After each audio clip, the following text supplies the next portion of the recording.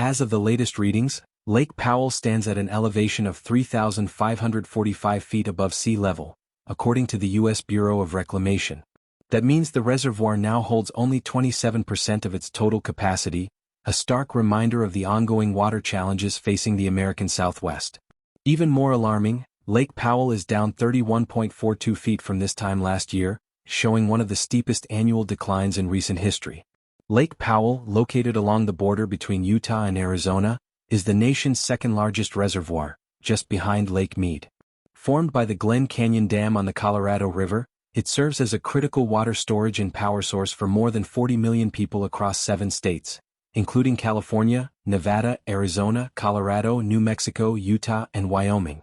It also supports agriculture that feeds much of the United States and provides hydropower to millions of homes and businesses throughout the region. The current situation is a troubling reflection of long-term trends. Over the past 2 decades, the Colorado River Basin has endured persistent drought and rising temperatures that have drastically reduced river inflows. Scientists call it a megadrought, one that has been intensified by climate change and unsustainable water demand. Reduced snowpack in the Rocky Mountains, which acts as the main water source for the river system, has left reservoirs like Powell and Mead struggling to recover.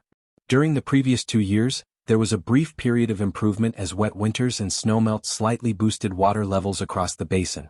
However, 2025 has been notably drier, with limited runoff and record-high summer heat accelerating evaporation. The return of these dry conditions has once again placed Lake Powell and Lake Mead on a downward trajectory. At just 27% of capacity, Powell's decline poses serious risks beyond water supply alone. Hydropower production at Glen Canyon Dam is nearing the lower operational limit, meaning power output could be reduced if levels continue to drop. This would force regional power authorities to rely on more expensive and less sustainable energy sources, potentially driving up costs for consumers. Meanwhile, Lake Mead, which depends on releases from Lake Powell, now sits at around 1,057 feet above sea level, roughly 28% of capacity. With both reservoirs near historic lows, the entire Colorado River system faces mounting pressure to sustain cities, industries, and farmlands that depend on it.